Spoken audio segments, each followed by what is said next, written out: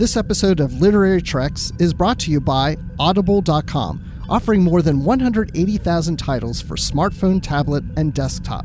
To get a free audiobook of your choice and to help Trek FM at the same time, visit audibletrial.com/trekfm. And also by Enterprise in Space, an international program of the nonprofit National Space Society.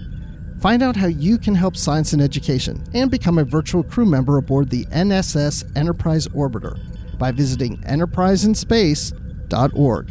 And if you want to join the conversation and share your thoughts on this episode, join the Babel Conference, our listeners group on Facebook.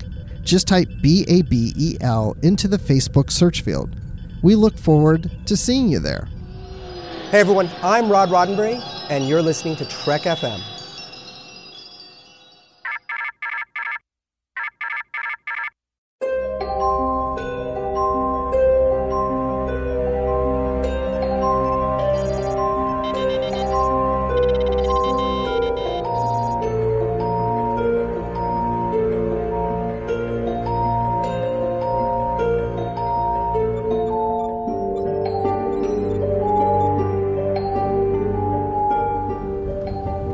Are you taking all these books?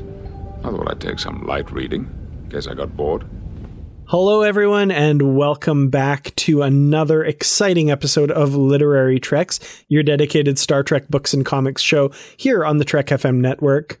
I'm your host, Dan Gunther, and my co-host, Bruce Gibson, is here as well. Bruce, how are you doing? Yeah, I'm doing good. Feeling good. Been reading Picard. It's so great. Love it. How are you, Dan? Yes, it's so good. And I'm excited because, of course, this is a special episode. I think they're all special episodes, but they're even more special when we get to talk about a new release. So today in the feature, we will be talking about Star Trek Picard, The Last Best Hope, with none other than the author of the book herself, Una McCormack. Really looking forward to that discussion. I'm sorry, it's Dr. Una McCormack. Yes, you are absolutely correct. Definitely. She's been busy, man. She's been out, promoting the book, doing signings, interviews, whatever, going crazy. She was in California, and I noticed on Twitter she was eating pancakes almost every day for breakfast, and she was just loving it. So, yeah, and she's been doing, I think, author signings the last couple days. She's coming from one today, actually, to be with us here. So we're really thankful to her for finding some time in her schedule to speak with us. Really excited about that. But before we get there, we do have a couple of pieces of news to share with you. The first is something we haven't done for a little while, which is a new book cover reveal. However, according to Simon & Schuster, this is not the final cover. But we have a temporary cover for Star Trek Discovery Die Standing by John Jackson Miller. So this one is coming out later this year. On July 14th is the official date that this one is coming out.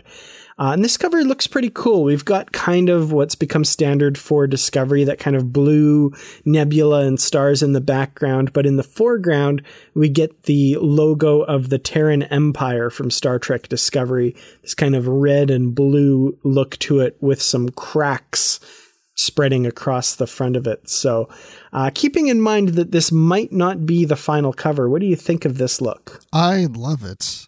I hope it is the final cover. I mean, it's so great.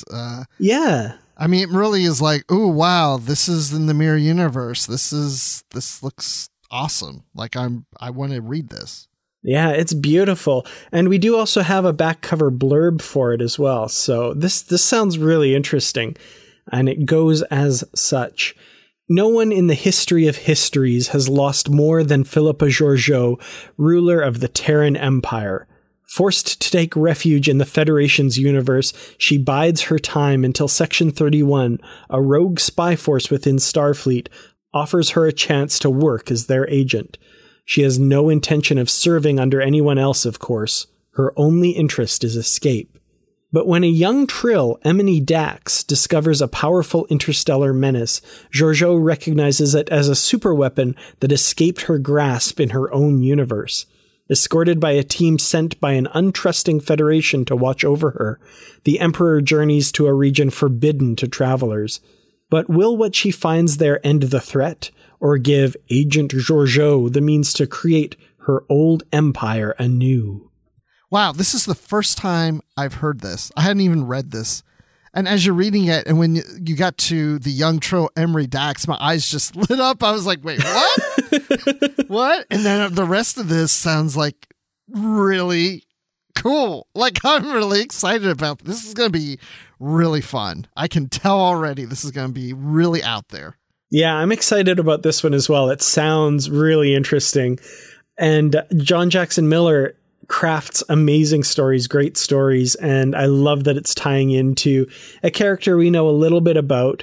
I'm wondering if there'll be other kind of cameos from other characters in here. We know Emily knew Leonard McCoy at this time, for example. So I don't know. There's some opportunities for some really cool stuff with canon and continuity here that I'm excited to see where this goes for sure. Yeah, this is going to be good. Oh my gosh, I want this now. I really am excited. Seriously. I mean, I get excited about all these novels, but yeah, this is my first reaction to hearing this. So that's what you usually get when I first see a new book and read the blurb. I love seeing this excitement. Your eyes, like you said, they just lit right up, and that's really cool. No, seriously, because when it comes to books, and I mean, I have the same reaction to books just as much as if it's a new series or a movie. I get so excited. So. Oh, yeah. No, me too, for sure. Well, the next bit of news, I don't know, depending on how you take it, maybe not quite as exciting. I'm not sure, but we recently learned that ViacomCBS is selling their publishing arm, Simon & Schuster. So the publishers of the Star Trek novel line are being sold by ViacomCBS. So the CEO, Bob Bakish, revealed this at an investor conference on Wednesday. And there's a kind of interesting quote here. He says, "We'll engage in a process and look at strategic alternatives for Simon & Schuster," and referred to the publishing company as not a core asset. So they want to focus more on the video-based stuff that they produce. And he says it doesn't have a significant connection for our broader business. So as far as what this means for the Star Trek book line, it shouldn't affect it. It should continue to go forward. You may remember they recently negotiated a new contract, which is still in effect right now. So we shouldn't see a lot of changes due to this, I hope. And it sounds like there is interest from outside parties in purchasing the company. Bakish says they're hoping to get a good amount for this. It's not something they're just getting rid of and then it's going to disappear. It looks like it's going to continue under whoever buys it in the future. So what are your thoughts on this one? I mean, this isn't all that surprising to me. I mean, I wasn't expecting to hear this, but ViacomCBS, since the merger of the two companies into this, have been reevaluating their business model. And there's a lot of video, movie type media companies that are doing just this. They're trying to focus more on their core business. So it's not a huge surprise, but I also don't expect this to affect publishing Star Trek novels in any way. I like the fact that the movies and the TV series are back under one company, and I like that the novels were in that same company and now they're not going to be. But I really don't expect it to affect anything because, like you said, there's been a contract renewal for the Star Trek novels with Simon & Schuster. I don't know how long that contract is, but I don't expect it's going to change anything. If years down the road Simon & Schuster are not interested in doing Star Trek novels, then CBS, or I should say ViacomCBS, will find someone else to publish novels. So I'm not concerned really at all with this. Yeah, and as it stands for most media tie-ins, most of them are not under the control of the primary company that makes the media that the tie-ins are based on.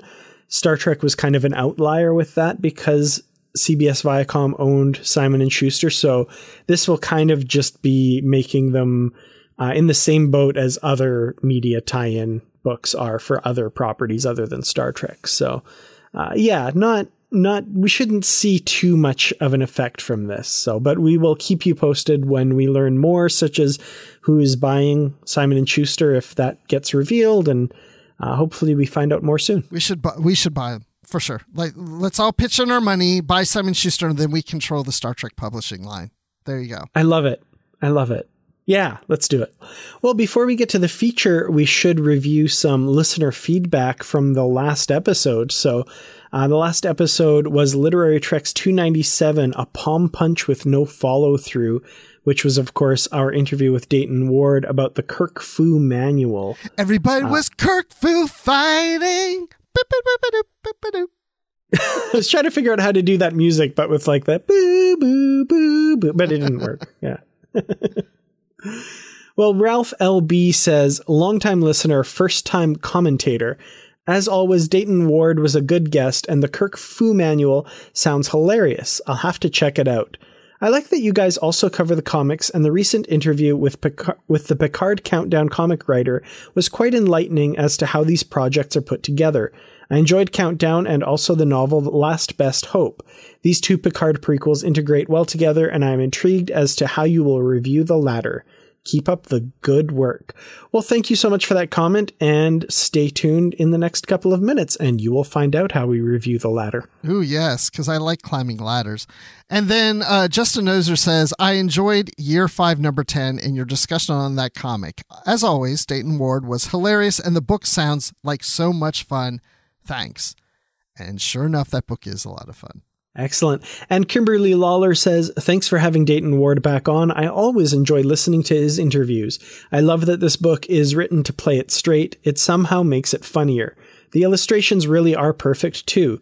No need to have Shatner record an audio version. I think most of us can hear his voice perfectly well on our own in reading this.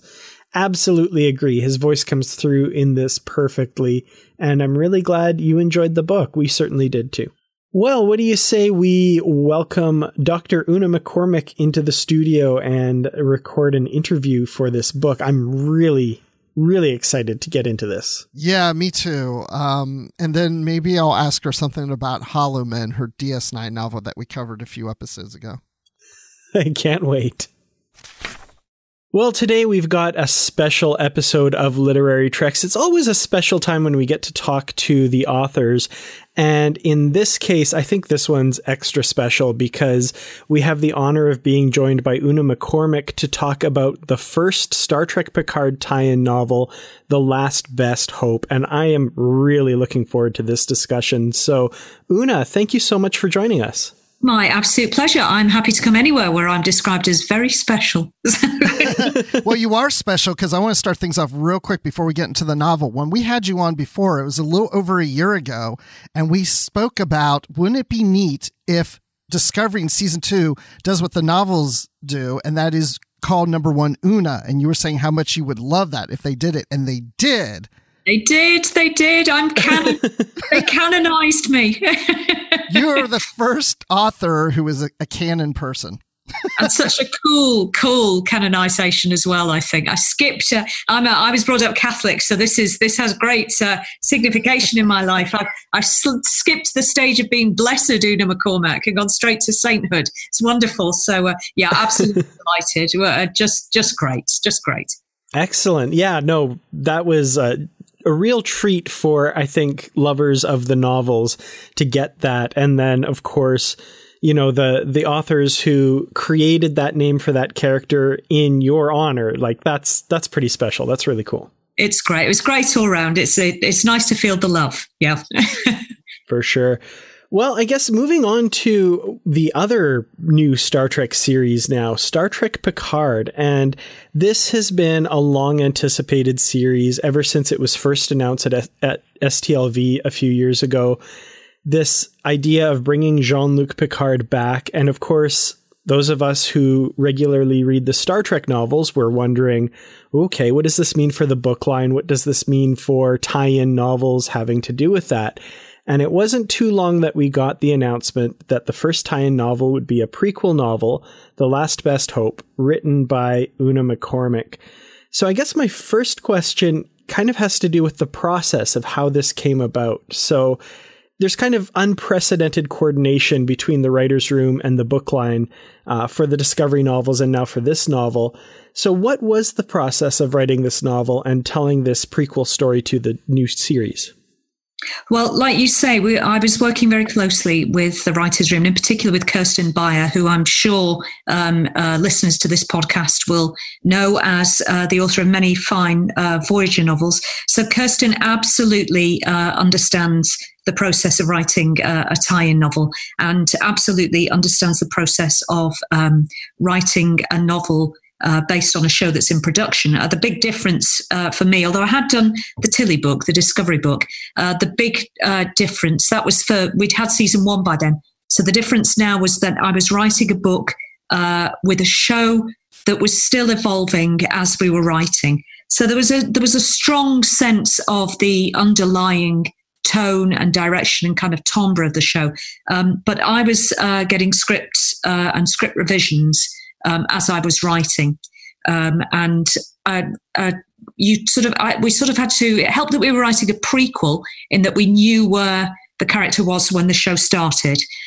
So we were trying to sort of fill that line in between where Picard was in this book and where we would meet him at the start of the show. So I tried not to worry very much that I was getting new versions of the script, because that was probably material that we weren't going to be touching in the book.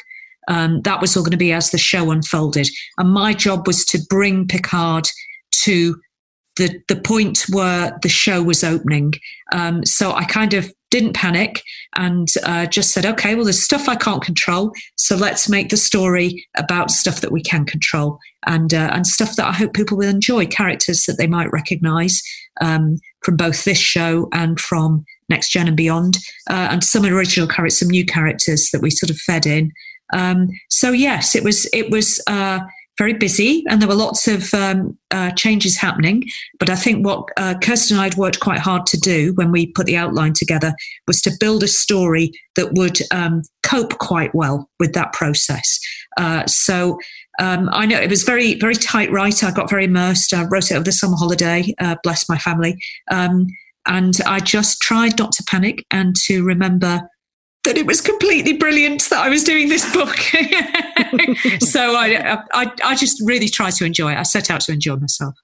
Excellent. And so how much of that story was kind of filled in? Like, were there kind of specific story beats that you had to hit in crafting this story, or was a lot of that kind of left up to you and Kirsten to work out as the novel was being written?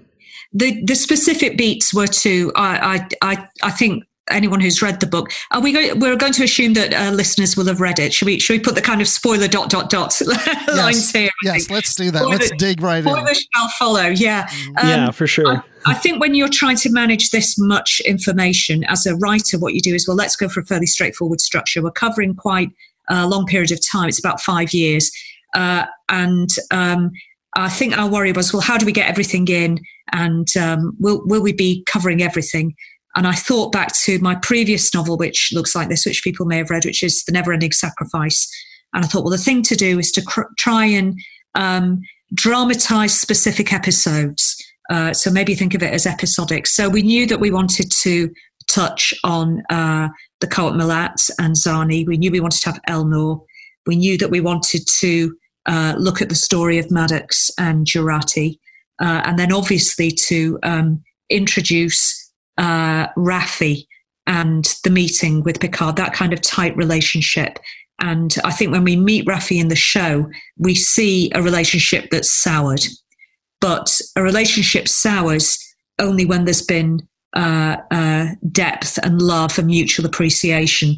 So that was what we needed to trace, the sort of start of that relationship, and then the sort of beginnings maybe of it crumbling. So yes, there were many beats that we tried to work in, but structurally the novel is quite a simple structure. It's 3 acts, and those are the kinds of things that you do for yourself as a writer that solve a lot of problems for you. You know, if you're the scripts you're getting are changing, then you try to control other things and make the process a little bit simpler. So yes, certain beats that we tried to hit. all within the confines of 100,000 words. Yeah. Well, that's simple, right? Yeah. Bring it on. Well, now it's interesting, too, because we had Mike Johnson on a couple episodes ago who wrote the Countdown comic, and he mentioned several times through the conversation that he worked closely with you on this to make sure that kind of things meshed up well with your novel. Yeah, I think we'd sort of I haven't had a chance to read them yet because I've just been unlucky whenever I've gone to the comic shop. Like, oh no, they've gone. But it's the story of Laris and Jaban, isn't it? Yeah. So we'd fenced that story off for them, and instead I told a story in Robin's Space in the third act of the book, which we wanted to feel kind of fed into that we wanted a sense that there was a reason that Picard would become so attached and want to save somebody. So in that act of the book, as readers will know, he's not able to prevent somebody doing a good thing from being killed. So I tried to craft that so it would give a sort of precursor to the Laris and Jaban story. So yeah, we were working really hard to sort of stitch this all together. And the timing of the release of the book, people have said back to me that, episode 3 went out, the book landed. They read the book between that and episode 4 and went, this was just the best time to get it. I had things explained that I'd seen, and then I was kind of ready to meet Elnor and Zani in that situation. So it's all been very carefully thought through. Yeah. Yeah, I've heard a lot of people say that too. Yeah. It was just a really good moment for it to arrive. And I think other people have sort of read it after other episodes, or I think, they've started it, but they're going to wait until the show ends. But it's worked at that sweet spot extremely well, I think. Well, one of the things that I really appreciate about this novel, and Star Trek in general, of course, is the tackling of social issues. And that's something that obviously the series has delved deep into as well. And there's so much of this that's resonating with current events, and so many things that, I'm afraid we'll probably only get to skim the surface on a lot of them. But, there's so many parallels to what's happening in the world today. We've got Brexit happening, and we see the secession threat of the Federation, the rise of nationalism. There's even, I think, a lot of commentary on things like climate change and, of course, refugees. Star Trek has traditionally been a platform for exploring contemporary issues. What was it like bringing this type of Trek storytelling into the trials of what we're facing here in the 21st century? Well, this seems to me the purpose of science fiction. And Star Trek has always done this, hasn't it? It's always been this mirror back to the American dream, holding this up and going, is this how we are? Is this what we want to be? Is this more how we should be? So certainly anyone who's read my Cardassian novels will know that I do try and novelize, particularly questions about institutional integrity and how well democracy stands up. Cardassia has been a slightly happier story in that we've sort of, if anyone has been following those books, we've been rebuilding democracy in those. Whereas I think what we are, where we were in this book, was a sort of watching institutions crumble. And I feel like we're doing that all the time at the moment. I don't know if people are following the news in Britain, but one of our very most senior civil servants, probably number 2 in the civil service, resigned today, saying he's going to bring a case of constructive dismissal against our Home Secretary, who's our Justice Secretary. This is major. This is incredible. We can't, no, this has never happened before. And we're facing a situation where our institutions are shuddering, are having to sustain numerous blows, and we're wondering whether they're going to weather it. So all of that goes into the book. I think that I've been reading a lot of reviews of the show and of the book, and I think some people find this Trek a little bit too dark for their tastes, and that's fine. We can't please everyone, but I think for me it feels really important to go back to these stories and these characters that we know well, and hold up that mirror again and say, well, we can be utopians when things are going well. Can we carry on being utopian when things aren't going well? And that's the real test of utopia to me. Can it weather it? Can it keep on going? we keep those principles alive and hold dystopia at bay? And that, I think, is a little bit of what's going in the book. And then all that stuff about climate change and blah, blah, blah. That's all in there. These are all the pressures that we're feeling. So, that's always what has interested me about science fiction and about Star Trek. That's why I love Deep Space Nine. And so this book was a gift. It kind of, it's everything I want to write about, I think. Yeah. And of course, you have a background in sociology. And yeah. And I think that comes through very strongly in your world building. And I couldn't escape the feeling that kind of what you've done for Cardassia in the novels, there's a bit of that being done for Romulus in this novel, which I thought was really cool as well. Yeah, I find Romulus a much bleaker place than Cardassia. There's so much paranoia that there's paranoia on Cardassia, but they seem to have more of a laugh about it. I think Cardassians strike me as having a little bit more fun in their dystopia. So maybe I just went a bit native on Cardassia Prime, whereas Romulus seemed a very frightening and lonely and isolated place to me. So yes, there are similar dystopias are similar in many ways, I think. They isolate people. They make them fearful. They sort of corrode the ties between people. So authoritarian dystopian systems have that similarity. The trick is to make it feel like a Romulan dystopia rather than, repeat the Cardassian one. I hope I managed to make that work.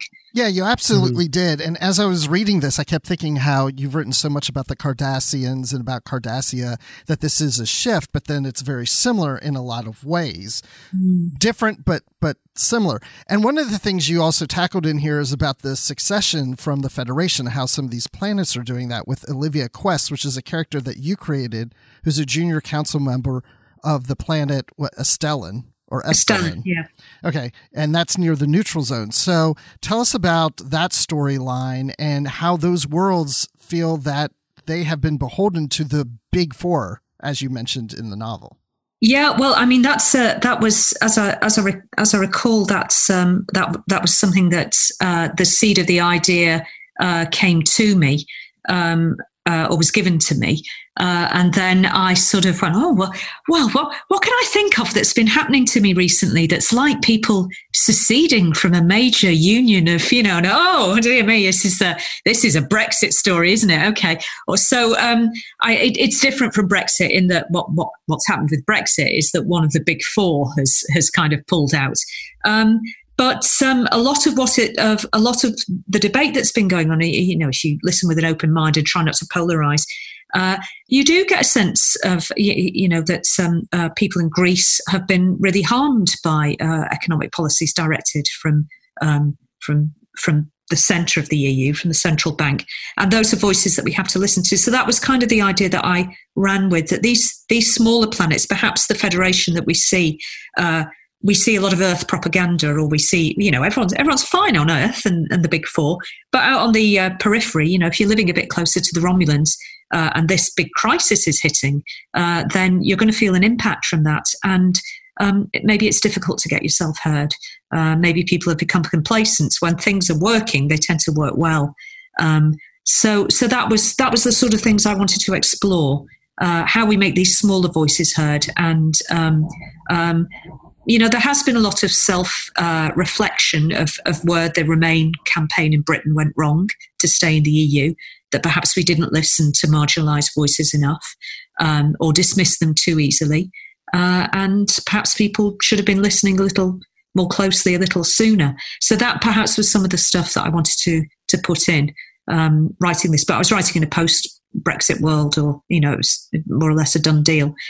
So yes, trying to give a hearing to those voices. Although Quest, I find quite a chilly character. She's very ambitious and pragmatic, and is able to bend with the wind in quite a cunning way, I think. Yeah, that was something that actually really resonated strongly with me, living in Western Canada as I am right now, and I kind of roll my eyes and shake my head at what we have going on here. But after the most recent federal election, there was what was called the Wexit movement, which was I know, like a Western secession from Canada, or more specifically an Alberta secession from Canada, which wouldn't work for a myriad of reasons that I won't go into. But our premier and our current conservative government of Alberta has really done a good job of kind of capitalizing on that. And even though they absolutely know there would never be any way that would work, they've,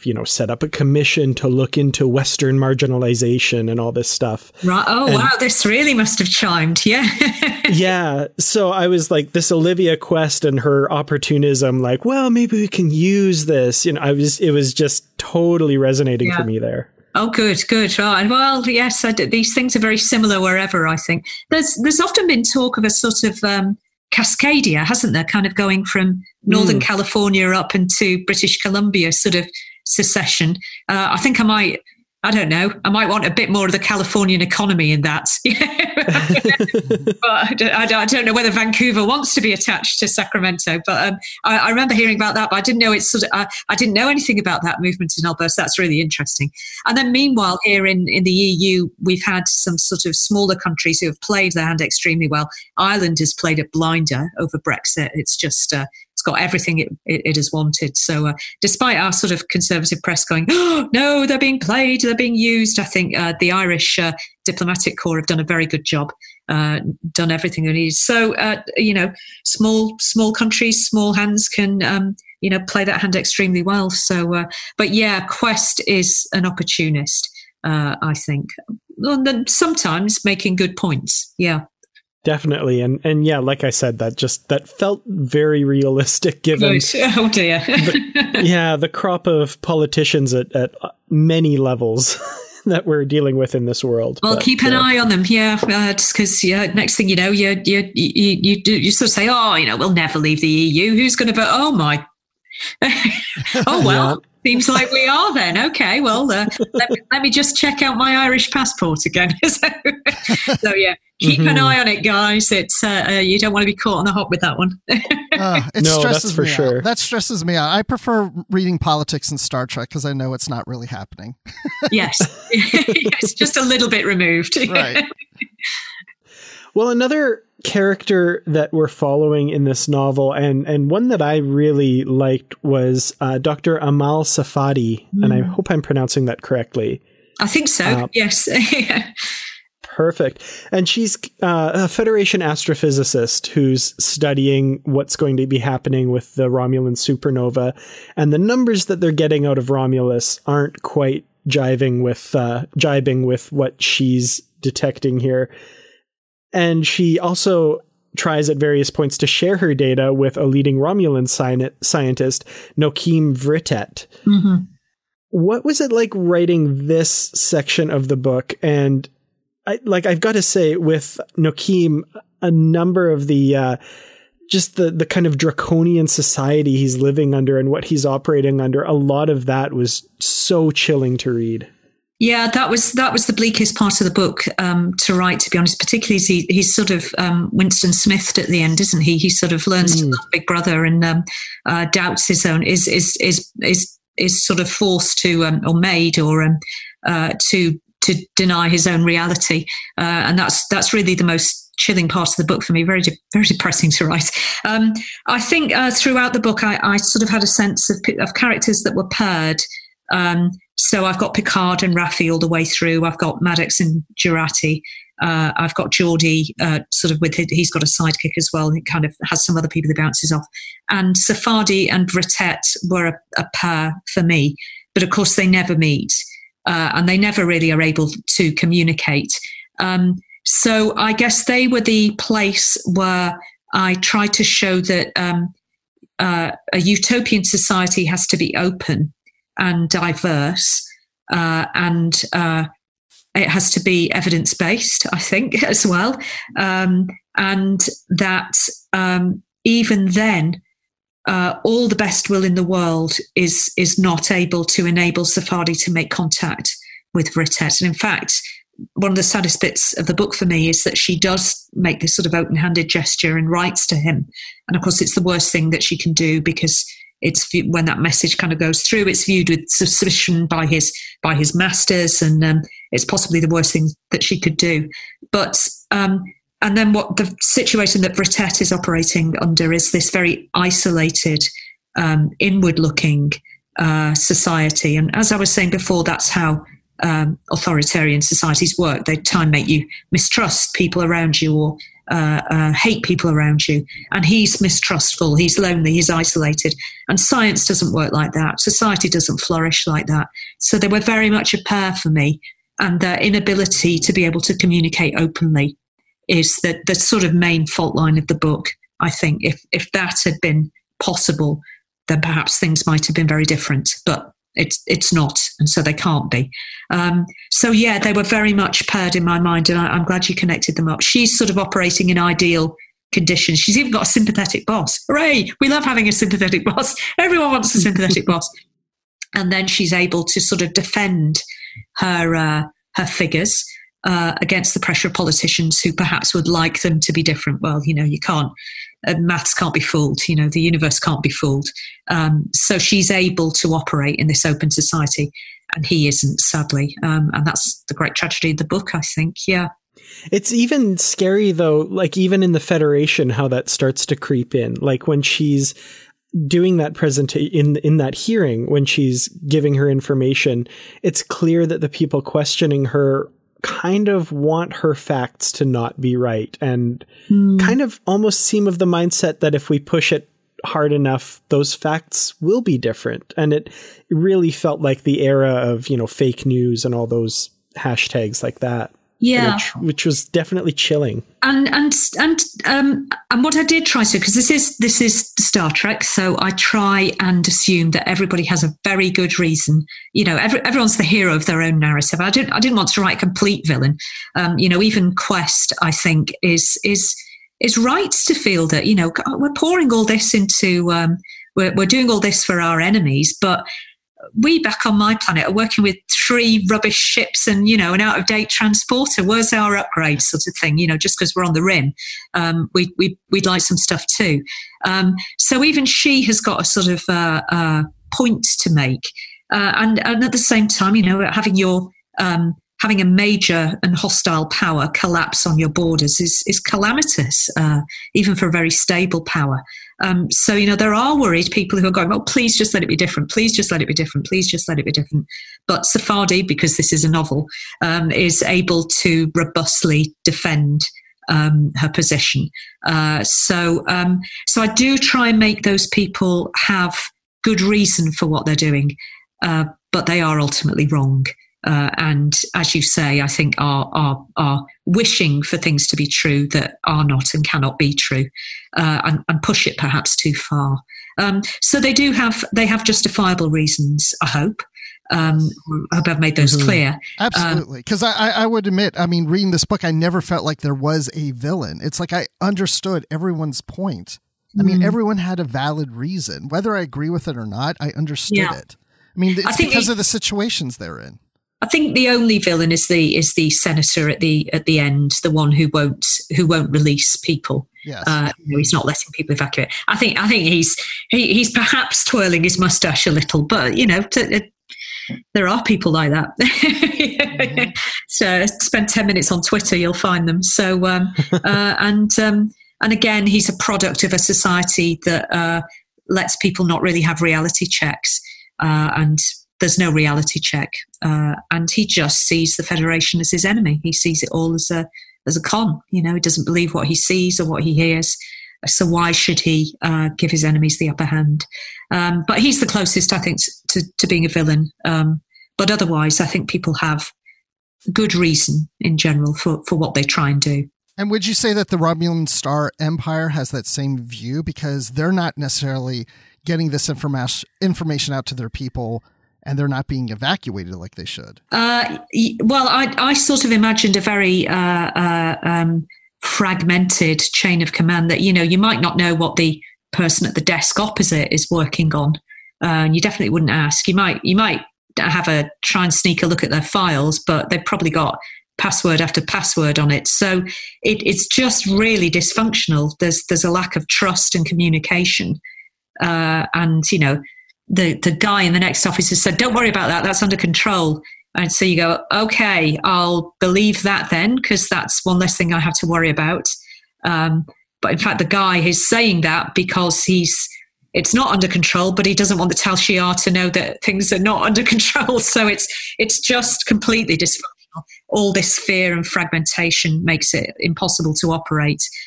So that was sort of what I had in mind.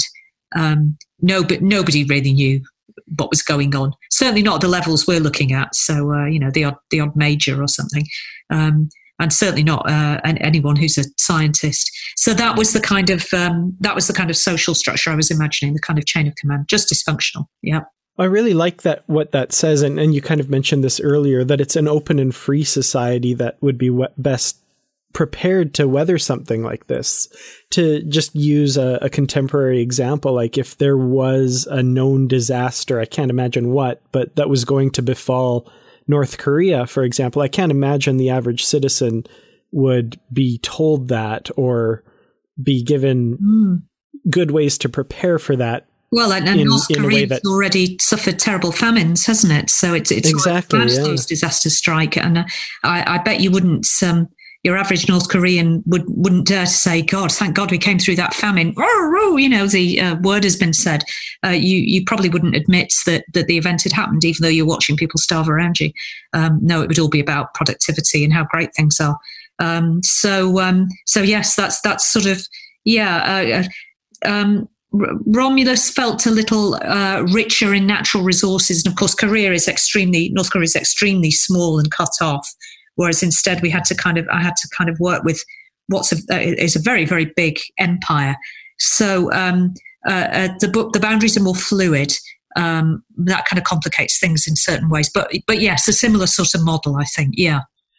Well, we should talk a little bit now, I think, about Picard's part of the story and specifically his role on the U.S.S. Verity, which I have to imagine was named after your daughter. Oh, possibly. Yes, could have been. Yes, of course it was. Yes, absolutely. Absolutely. We were trying to come up with a name for a ship. I said, well, we could just call it after my daughter, Verity. And everyone went, yes, that's lovely. Let's have that. Because, of course, it's about truth and, eternal truth and truths that are immutable. And I think that symbolizes a lot of what Picard is trying to do in this book, that there are certain, a line must be drawn. Yeah. There are certain things that we just have to say, no, these aren't acceptable and we can't allow them to happen. And that's his line in this book. We've got half an hour into this without sort of mentioning Picard, which is really interesting. I know. And he's in it, isn't he? He's on the cover and stuff. And it just dawned on me, your daughter's now canon too. You both are. Certainly are. Yeah. Absolutely leverage that sort of privilege. Very cool. Yeah. Get it to 3 generations, so get my mum's name in somewhere. Yes. So, but that seemed to be a sort of that Picard has he tries to sort of keep this core mission very, very central in his mind. There's so much going on. It's so logistically complex and difficult. So he has to keep on constantly coming back to the core principle, which is we are here to save lives. And this gets him a long way, but it's also sort of the seed of the downfall in the book. I think this sort of single-minded focus powers through a lot of good, but ultimately I think is his downfall as he starts to miss things that perhaps he should be catching, a sort of falling away of will from his supporters back at home. So that's sort of how I imagined Picard's journey in this book. How would you say that Admiral Picard is different from Captain Picard at this point in his life? What an interesting question. Yeah. I don't want to say he's come to believe his own propaganda, because that's not fair. Because he's sort of like he is sort of the best and wisest man, but sometimes that isn't enough, I think, and he, like everybody else in the book, discovers that a single man isolated is not able to do everything, and that it takes support and collective will to be able to do something extraordinary. There's a quote that I was sort of partway through the book, and I was rewatching selected episodes, and there's a quote that I end up using as an epigram, which is a Picard quote. It is possible to commit no mistakes and still lose. That's not a weakness, that is life. And I was sort of writing the book, and I don't know which episode I've been watching, and that sort of came up, and I went, that's the story, isn't it? That, even with the best will in the world and the sort of best and wisest man at the head, sometimes things don't work. And that's awful. But it is life.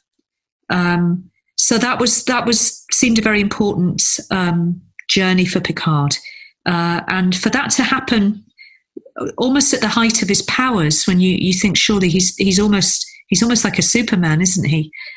For this sort of reckoning to come. Reckoning is not fair because he doesn't deserve this. But for this sort of moment of sort of shock that there are limits to his powers, that he is finite, seemed to be a really profound and interesting thing to narrate and to examine. And I hope I know it's quite downbeat, the end, and the book is very downbeat because the book documents a failure, but failure is sort of the step before growth, I think, and to still be able to grow and change even after a long, fulfilling, and great life is also a positive thing in a way. So that's sort of how I feel about that story. Does that make sense? Yeah. Mm-hmm. Yeah, absolutely. And I think we should go ahead and touch on the ending, since you just brought that up. It fits in so well with what you're saying. Mm. Yeah, absolutely. Yeah, he's defeated, isn't he? He's sort of he's checkmated and sidelined. He's been away from Earth, which I think is a problem. He's been so focused on this. As a mission of this size demands that focus and that sort of single-minded intensity, which is his great strength. But I think he thinks to himself at one point, has he been away from Earth too long? Or people say to him, you've not been paying attention to what's going on back on Earth. And he's missed those signs. The focus has been elsewhere. And meanwhile, other people have their own agendas. Other people don't do what you want them to do. Not in an open society. Yeah, they get on with their own lives and they're heroes of their own narrative. And he can't control everything. He's not an authoritarian. People are free to act and to do things that he can't and wouldn't want to control. But it does end in this grand failure, in a way, or a grand defeat, and is a great shock to him, I think. It's a really sad end to the book. Yeah. I really like something you said earlier about there being kind of no real villains in the piece other than the one Romulan senator, for sure. And I think at the end, Picard has villainized Starfleet and their decisions a little bit without, like you said, maybe taking into account a lot of the pressures that they were under. So I guess, there's no black and white, right or wrong, but like we do have, for example, one of the other hosts on the network is kind of questioning, after this major tragedy on Mars, he says, why are we supposed to feel that pulling back is wrong? The Federation clearly had their own cleaning up to do, and the Romulans were clearly starting to interfere and prevent the Federation from completing their mission. And, to me, it seems like they pull back right when the Romulans are starting to ask for desperate help because the government has kind of abandoned them. I don't know. It's one of those things that I'm having difficulty with because I think there are no right or wrong answers here. Utopia is hard. Utopia is a series of choices and choices made with imperfect information. And maybe the route the book takes is that they retrench and that saves the Federation. Maybe not retrenching, the guys who were threatening secession would have blinked and, it wouldn't have happened. maybe not retrenching, they would have seceded and the Federation would start to crumble. You've got two unstable powers now in the region. It's hard to say, isn't it? And mostly in the book, people are trying to make the best decisions with the information that they have available, with one or two sort of slightly more selfish or less balanced people, I think. But yeah, it's very hard. Yeah, I'm really interested in how big organizational projects succeed. But that also kind of involves looking at when they fail as well, what goes wrong. Because we are in a finite universe and entropy kicks in and things begin to crumble and change and become different.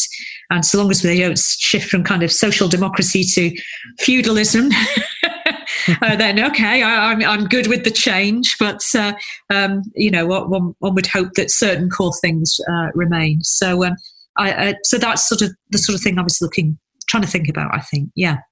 I also wonder if, just for you personally, did you have kind of a difficult time with leaving the story at such kind of a melancholy down place? Just speaking for myself, I always like to have more of an upbeat, but of course you had the kind of they made directive. Me make it slightly more upbeat. I was out on a much more miserable note. Well, I think I would have liked that. It was a matter of a few tweaks to a sentence here and there. But I was like, no, come on, you're dealing with a British person here. Let's absolutely leave on the minor key. So I think we're just. I think I hope there's a sort of little seed of optimism at the end.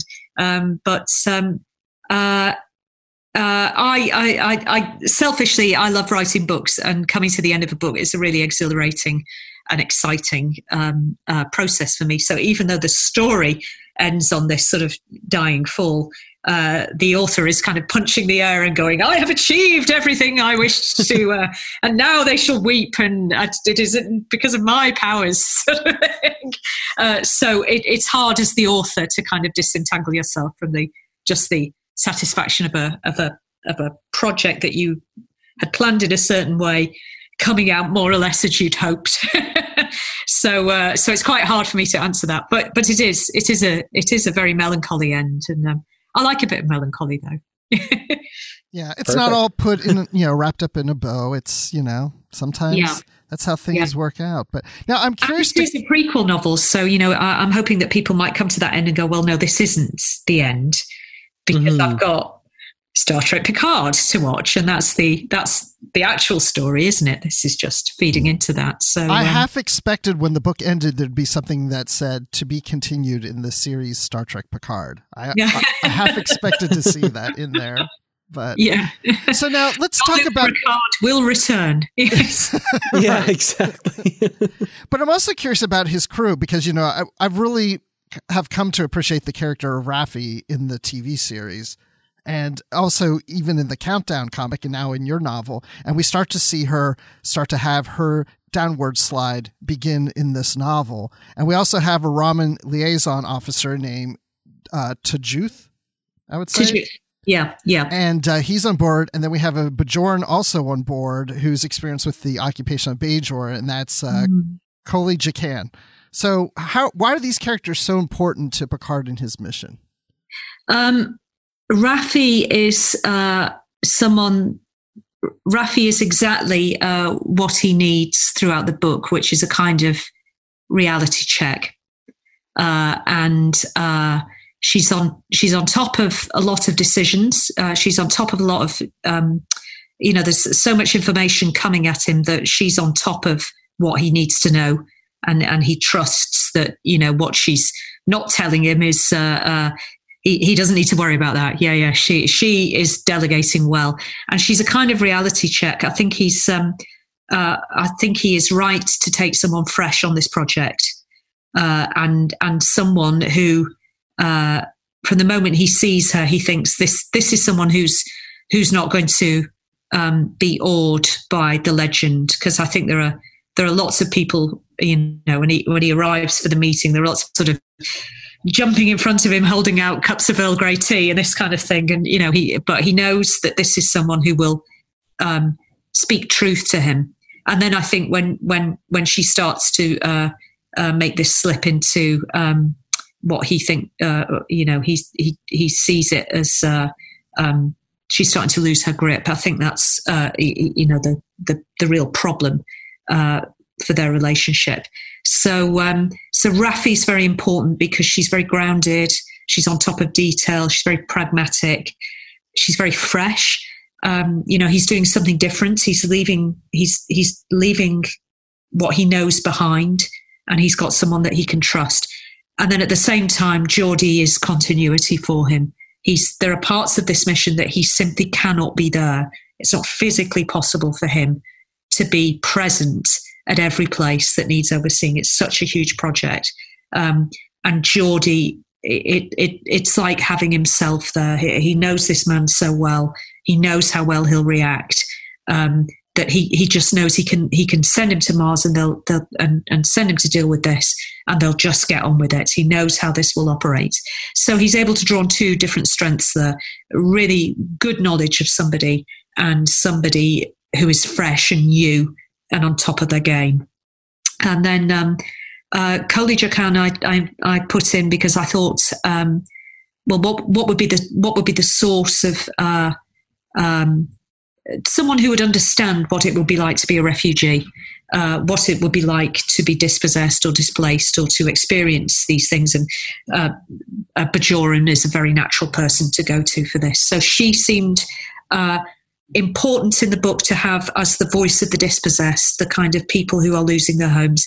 And that's important to Picard. That's the kind of person he's trying to keep in mind, not the politicians or the scientists or the military, but the person on the ground, the very ordinary person who is frightened and losing their home and is scared for their children and their elderly and themselves. And he wants a voice that is kind of telling him how that feels and what matters to these people. So that's how she functions, I think.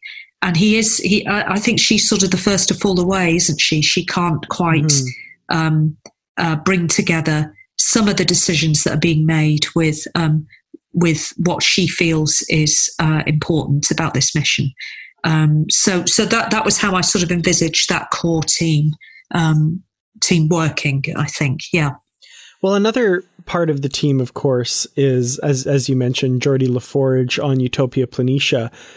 And I'm curious about this aspect of the story. We haven't really talked a lot about it yet. So we've got Bruce Maddox working at the Daystorm Institute, not on his dream project anymore, but instead on building what he considers to be toys for Geordie LaForge's project, these synths who are going to do some of the delicate work that's required for shipbuilding.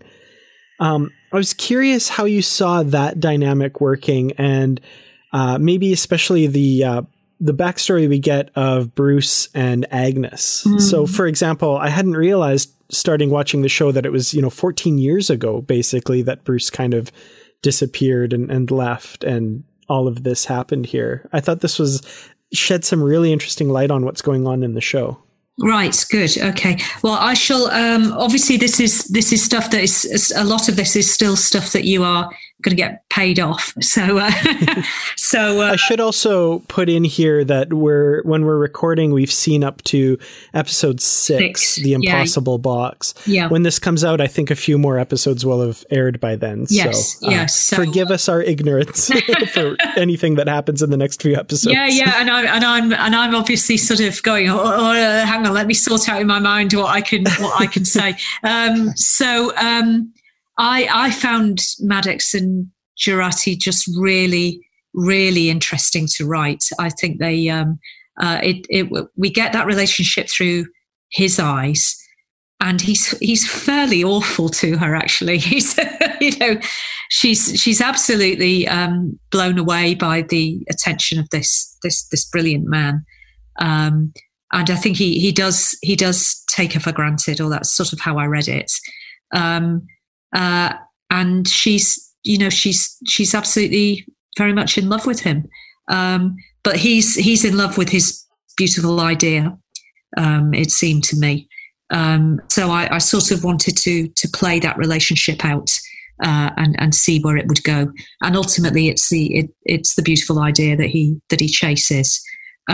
So in many ways, he sort of echoes Verity, and their relationship becomes quite isolated, doesn't it? It's that sort of the two of them, and he, they don't really go out together or are seen together. So they seemed in quite a bubble to me. There's nobody sort of giving them that reality check.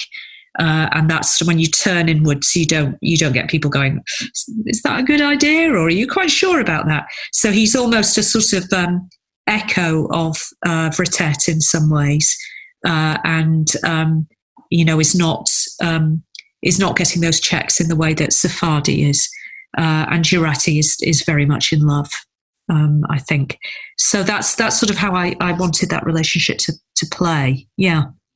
And of course, one of the big mysteries in the book is what went wrong with the synths on Mars. And, that's not answered in the book. It hasn't been answered in the series yet, but I feel like that answer is coming. It's a big mystery, isn't it? Yeah. You answered that very deftly. When I was when this book had been announced, I sort of had this joke. People would ask me, "Oh, I sort of adopted this answer, which was, I can confirm that I am writing a novel based on it." that would be my sort of stock answer. It got to be a bit of a joke. So I can confirm that I have written a novel based on it. Yeah. So it's going to be 4 more weeks. Yep. Fascinating. Well, I'd also be curious to know, so Brandon Shane Mutala, who's one of our hosts here on Trek FM, was asking us about the synths and holograms, that it was a major endeavor to create the synths, so why not use the army of holograms that are available to use instead? Good question. Yeah. Okay. I figured that's how you're going to answer it. Yeah. Good question. Yeah. Let's see how things unfold. Perfect. Ooh, fascinating, to coin a phrase. Well, that also has to be kind of a struggle for you too, because you have to kind of tiptoe around things. Like, you're used to writing novels and you can invest everything you want into it. And this one, you just have to kind of pick and choose and not go into certain directions. Yeah. So it is a big difference writing a show that's in production and a show that's not been on air. I mean, I had a free hand on Cardassia Prime. I could, let's just have a flock of eagles land. I might not have got away with that, but let's just take Pulaski there and get her into horse racing. Yeah, okay, let's go with that. That sounds fun. A very free hand with shows that are not on air. But this was a different sort of fun in that you felt you were close to something that was evolving and that was going to be big, and that was a really interesting story. So it was very different, but I hugely enjoyed working on this book. I'm working very closely with Kirsten, and just massive fun. So hard in different ways, really rewarding because of that. Yeah. Well, I know I really enjoyed it. I think Dan did too. Good. I hope so. Absolutely. Yeah. No, this was, I think, I hesitate to say that it's required reading for Picard, because, you don't want to necessarily block someone's enjoyment of a show by saying you have to read this supplemental material as well. But the amount that it adds to the enjoyment of the show makes it immensely worth the effort of reading the novel. And, it a lot of times tie-in stuff feels superfluous to the final product, but this one feels tied to it in a way that, I've not really seen in Star Trek before, which was really, really fun to be able to read that.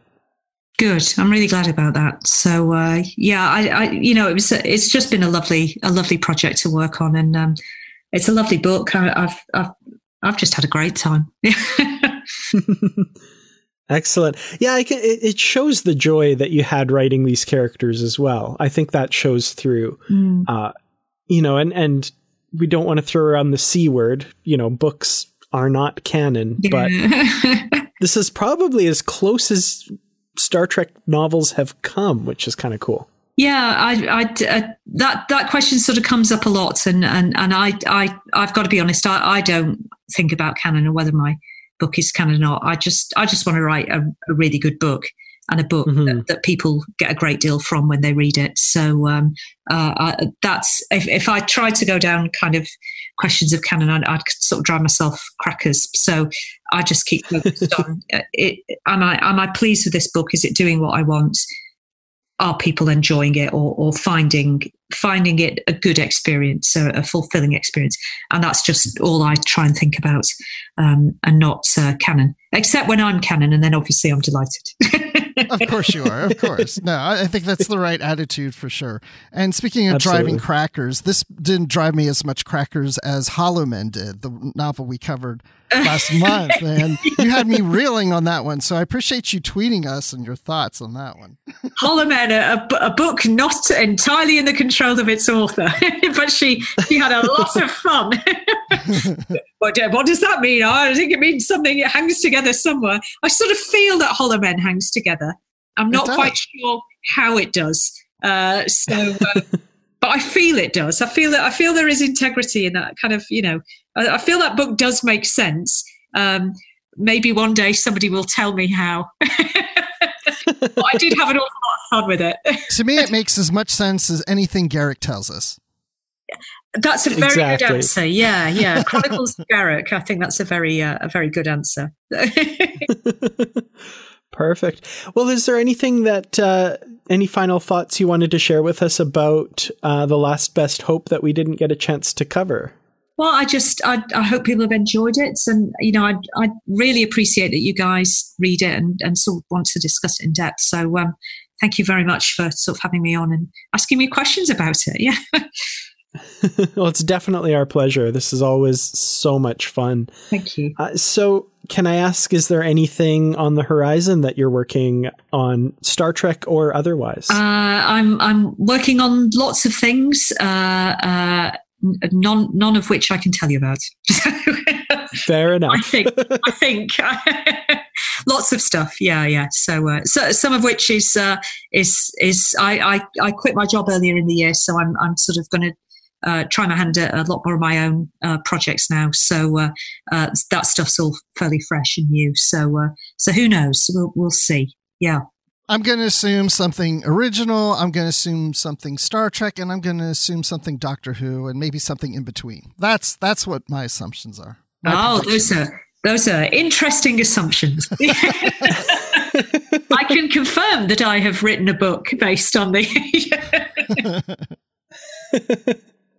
Well, if people want to follow you and find out what you are working on when you're able to tell it, where can they do that? They can definitely find me on Twitter, which is at Una McCormack.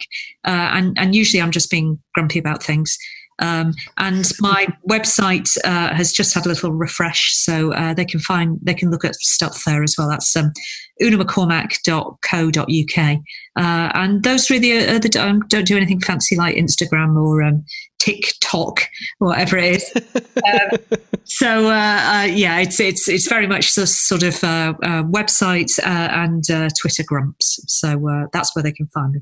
Excellent. Well, thank you so much for joining us. This has been a really great discussion. And all those listeners out there, please go buy this book if you haven't already. It will add so much more to your appreciation of Picard. And it's just a great read as well.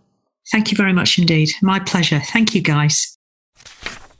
Well, gosh, what can I say? I mean, I love having Una McCormack on. I love her books. And this was certainly up there, not a disappointment at all. It really adds to the Star Trek Picard series. It's really worth reading because it really gives you some background detail and shows what Admiral Picard was dealing with at the time of these events. And I'm looking forward to other stuff. One thing she didn't mention is the autobiography of Catherine Janeway that's coming out later this year. And she will come on the show to talk about that. So we do have more works from Una coming out. Mm-hmm. Really looking forward to that one as well. Those autobiographies have all been great. All of the ones we've talked about so far have been written by David Goodman. So I'm really interested to see Una McCormack's style brought to Captain Catherine Janeway. That'll be very cool. Yes, I can't wait. Well, it's been fun talking about autobiographies and backstories for Star Trek Picard today, but it's not the only thing that we've been discussing on the network. So here's a quick look at some of the other things you may have missed elsewhere on Trek FM. Previously on Trek.fm, Primitive Culture, a look at history and culture through Star Trek. I think the difference is that Flashback is intentionally trying to carve Voyager a little place within the fabric of the undiscovered country, say, and it's trying to place Tuvok. Well, it's trying almost to retcon, isn't it? Because Tim Russ was in that film as one of the Excelsior crew, so it's trying to do a retcon and say. No, he was in Generations. He wasn't even in that film. That's the wasn't he? Thing. He was like, and I suppose it's a Brannon Braga episode as well. Brannon Braga wrote Generations. Brannon Braga, I suppose, must have realised maybe unconsciously realised that Tim Russ was in Generations as a different character. He was, wasn't he? It's almost like a weird sort of. I've got that wrong. You're right. Whether on some but I wonder whether unconsciously on some level that's the connection you're supposed to be sort of slipping into, and of course that he was serving on an Excelsior class ship. Earl Grey. I want to see that spaceship that's got giant space-time knitting needles, and they just like do that, like as they warp through space, fixing it behind themselves. That'd be awesome. Literary Treks. The one that I left out that in hindsight I regretted is the one where he's is it Wink of an Eye, where he's fighting the guy in the quarters and he actually throws a pillow at the other guy and it hits him in the face and stops him dead in his tracks for 2 seconds, long enough for Kirk to get the upper hand on him. And I'm like, I don't even know how to describe this. I don't even know what to give. I couldn't come up with a name for it. That was probably the biggest thing, is I couldn't come up with a catchy name for it. Pillow Talk or something, maybe in hindsight I would have called that. But, stopped him dead in his tracks because he's like, did you just throw a pillow? Did you just throw a pillow? Yeah. The Line, a Star Trek Picard podcast. I think I've exhausted the planet. Well, then let me end on a funny note. The first thing I thought when I saw that senator beheaded was, well, I guess we don't need to worry about Quentin Tarantino doing a Star Trek movie anymore. Oh, yeah, I was actually quite surprised by that. But and his blood was very bright green. It was very bright green. But, yeah. Bravo. Bring Quentin Tarantino back. Yes. And that's what else is happening on Trek.fm. Check out all these shows and join the conversation about your favorite corner of the Star Trek universe and beyond. You'll find us wherever you get your podcasts. If you're an Apple user, be sure to hit the subscribe button. An Apple Podcasts on iPhone, iPad, or Apple TV. Or engage on the desktop iTunes app to get the latest episodes as soon as they are published. And please leave us a star rating and written review. And if you're not an Apple user, we've got you covered as well. You can find our shows on Google Play Music, Stitcher, TuneIn, Speaker, SoundCloud, Windows Phone, YouTube, Spotify, and most third-party apps. And you can stream and download the MP3 file from our website or grab the RSS or grab the RSS link. And if you'd like to help us keep all of our shows coming to you each week, you can become a patron of the network on Patreon. I'm not even going to try and do an accent. I'm not even going to try and do an accent here, but visit patreon.com/trekfm. That's patreon.com/trekfm to get all of the details. Perks can include early access to episodes, exclusive content, producer credits, and more. Those are available through our special patrons website, Patron Zone. It requires a great deal of money to produce, host, and distribute these shows each month. We really appreciate any support you can give us and hope you'll join the team. Again, you'll find all the details at patreon.com/trekfm. We'd love to hear your thoughts on today's show, and there are many ways you can do that. The best place to join the larger conversation is the Babel Conference, our listeners group on Facebook. Just type Babel, B-A-B-E-L, into the search field on Facebook, and it should come right up. If you'd like to send us an email, you can use the form on our website at trek.fm/contact. Choose to send to a show and select Literary Treks, and that will come right to us. You can also find the network on Twitter at TrekFM and on Facebook at facebook.com/TrekFM.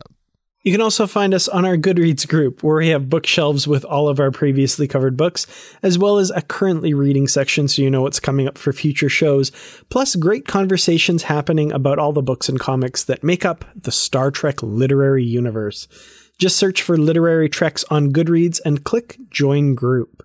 We'd like to thank Norman C. Lau, Ken Tripp, Greg Rosier, Brandon Shemutala, Justin Ozer, Jeffrey Harlan, and Casey Pettit for their support of the Trek FM network, and for being associate producers for Literary Treks. Now, Bruce, when you're not reading The Three Musketeers to a young ward of the Coat Milat, where can we find you? Well, lad, you can find me. I'm sorry.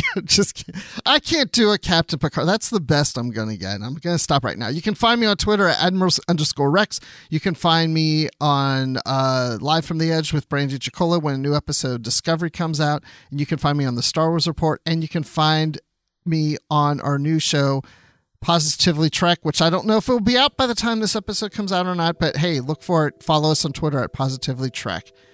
And Dan, when you're not figuring out what really is going on in the universe, but somehow your information is not getting to the correct professor on Romulus, where can people find you?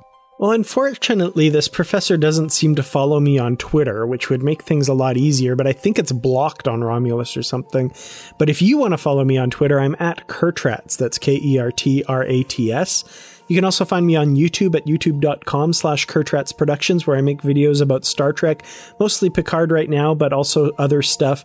And of course, we do a live stream on Friday nights after new episodes of Picard. As of recording this, there's only a few episodes left, and I'm really sad, but you can definitely catch up with us there.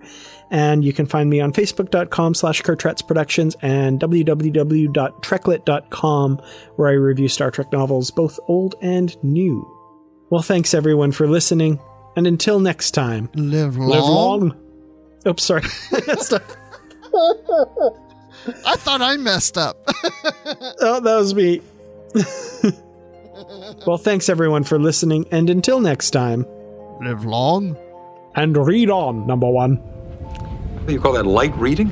To each his own, number one.